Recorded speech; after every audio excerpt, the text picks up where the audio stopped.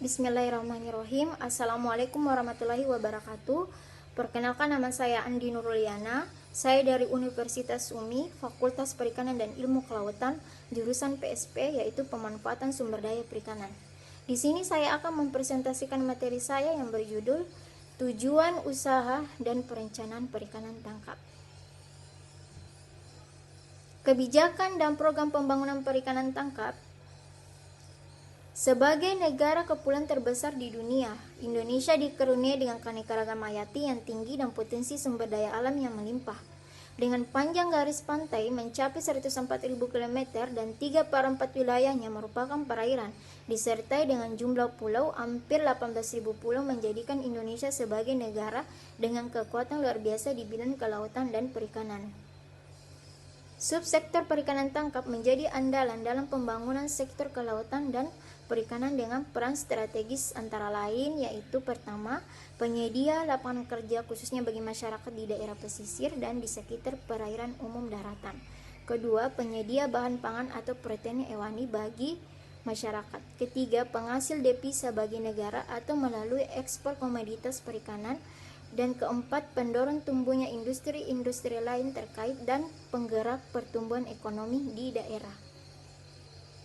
Kebijakan pembangunan subsektor perikanan tangkap diserahkan untuk mendukung 4 pilar pembangunan nasional, yaitu: pertama, menanggulangi kemiskinan atau PROPOR. Kedua, menyediakan lapangan kerja yang luas bagi masyarakat atau PROJOB. Ketiga, mendorong pertumbuhan dan pemerataan manfaat ekonomi atau PROGROW. Dan keempat, mengedepankan kelestarian lingkungan atau pro-environment. Kebijakan nasional antara lain implementasi terbagi 4, yaitu MP3I Master Plan Percepatan dan Perluasan Pembangunan Ekonomi Indonesia. Kedua, MP3KI Master Plan Percepatan Pengurangan Kemiskinan Indonesia. Ketiga, P4B Percepatan Pembangunan Papua Barat. Dan keempat, Lumbung Ikan Nasional serta berbagai kebijakan lainnya. Adapun visi pembangunan perikanan tangkap, yakni perikanan tangkap yang maju dan berkelanjutan untuk kesejahteraan nelayan. Visi tersebut dijabarkan menjadi 2 misi utama, yaitu mengoptimalkan pemanfaatan sumber daya ikan secara berkelanjutan, meningkatkan efisiensi usaha perikanan tangkap. Adapun sasaran-sasaran strategis yang dituju adalah: pertama, meningkatkan produksi perikanan tangkap di perairan laut dan di perairan umum. Kedua, meningkatnya pendapatan nelayan. Dan ketiga, meningkatnya nilai tukar nelayan atau NTN.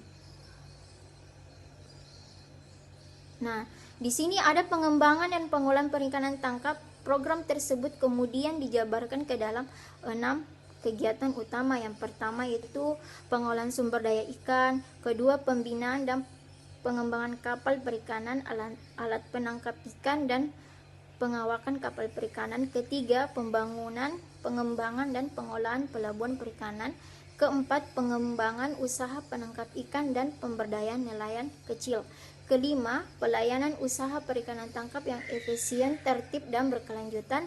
Dan keenam, dukungan manajemen dan pelaksanaan tugas teknis lainnya Ditjen Perikanan Tangkap. Nah, seluruh kegiatan tersebut dilaksanakan dalam rangka mendukung industrialisasi serta mendukung penerapan prinsip-prinsip ekonomi biru atau blue economy untuk meningkatkan produktivitas, efisiensi, daya saing, sinergi, ulur hilir, dan nilai tambah usaha perikanan. Dalam rangka pengolahan sumber daya ikan yang berkelanjutan dilakukan berbagai upaya. Upaya tersebut terbagi 5. Yang pertama yaitu kegiatan-kegiatan yang mendukung pemulihan dan pengkayaan SDI di perairan laut dan di perairan umum daratan atau PUD, antara lain melalui pembangunan rumah ikan dan reservoir perikanan. Kedua, meningkatkan partisipasi dalam kerjasama regional dan internasional dalam pengolahan SDI.